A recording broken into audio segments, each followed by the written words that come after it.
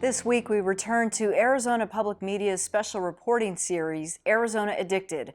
Throughout the country, the Department of Justice reports about 50% of inmates in state and federal custody are battling an addiction. That's true as well at the Pima County Jail. We got an inside look at efforts to tackle the opioid epidemic, even when men and women are behind bars.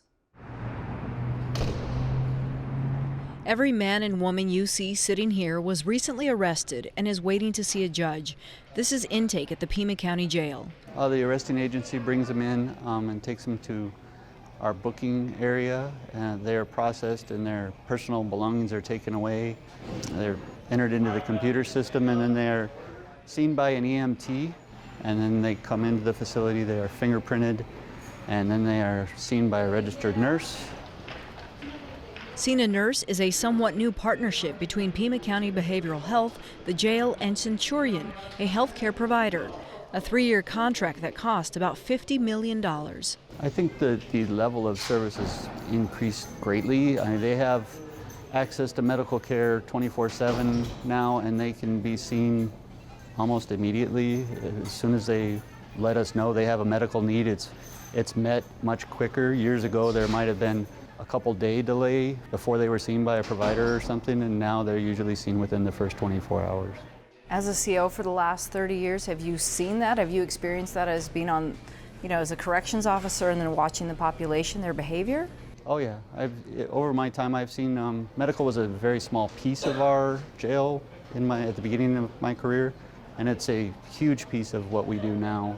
It's expanded greatly. That translates into every person getting one-on-one attention from a medical professional. On average, there are about 1,800 inmates housed here. Addressing their needs are more than 100 medical professionals. Some inmates are being treated for addiction. Others are being treated for everything from colds to cancer and heart disease. The care here at the jail is very good medical care and probably have access quicker than you and I would maybe on the outside. Linda Everett is a correctional RN who's a program manager with Pima County's Behavioral Health Center. Actually, they have access to medical care 24 hours, 7 days a week.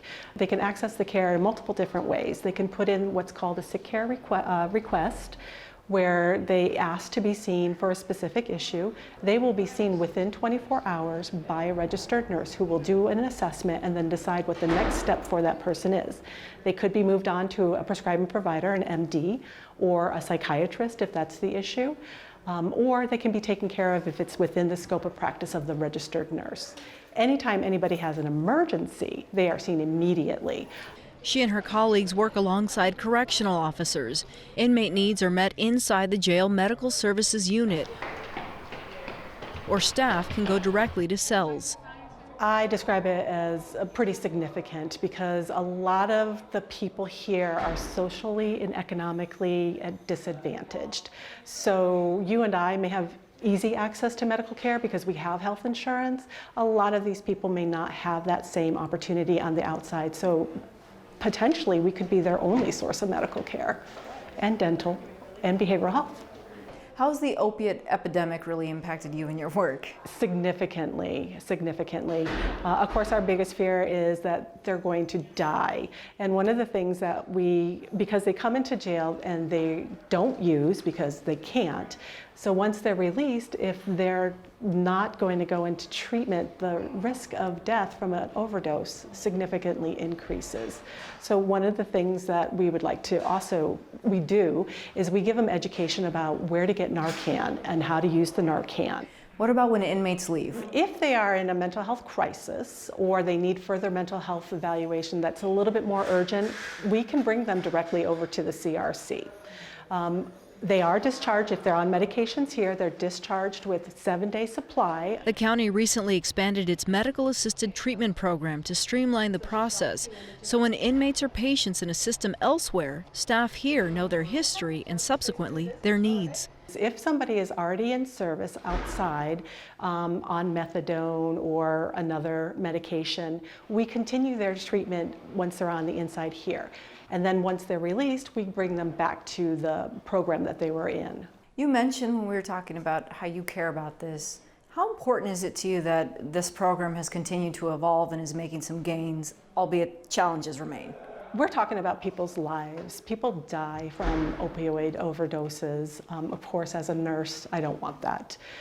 So the program that we're implementing here is we're starting with those who are already in service. Our end goal is to get to actually induct people, to ask them if as they come into our jail, do you want to go into service, and get them on medication. It's good you start early to contact.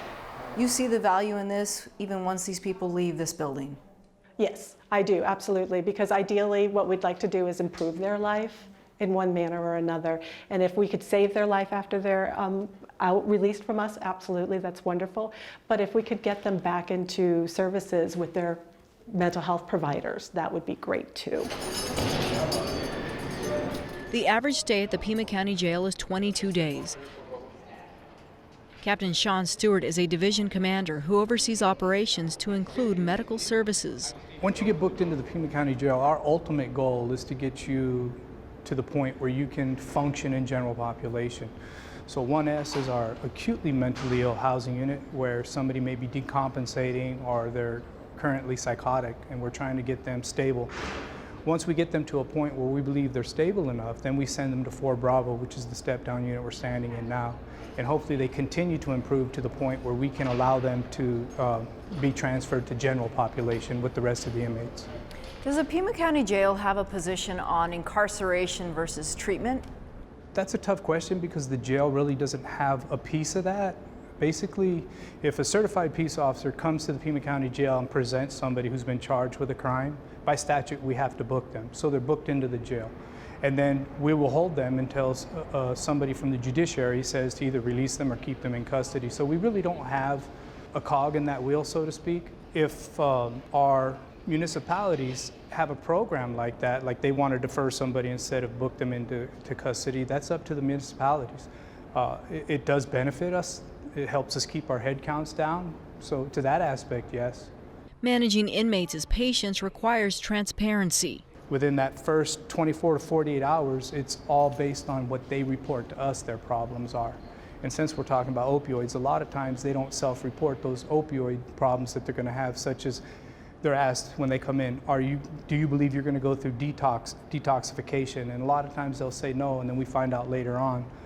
But it doesn't matter. Everybody who gets booked in here receives medical care. Captain Stewart says it's because Pima County is in a metropolitan region and has resources available. One example is in a cell like this one, ideal for an inmate on suicide watch. A bed bolted to the wall that reduces the possibility of an inmate hurting themselves or an officer. If you're in the mental health unit or if you're in AZPM, we'll give you multiple blankets, but you're not going to get sheets because obviously the blankets are harder to tear. Over the last 10 years or so, the opioid epidemic has increased in Pima County. One study shows that 50% of inmates could have some sort of disorder. Do you see that reflective in your population?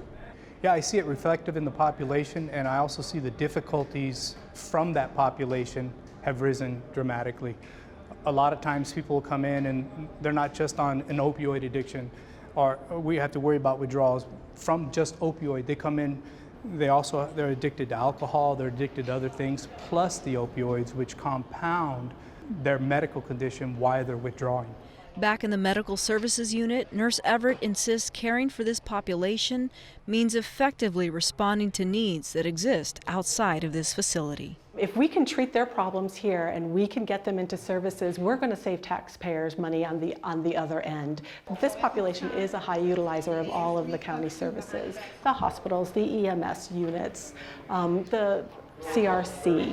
If we can help them here, perhaps we can decrease that overutilization on the outside.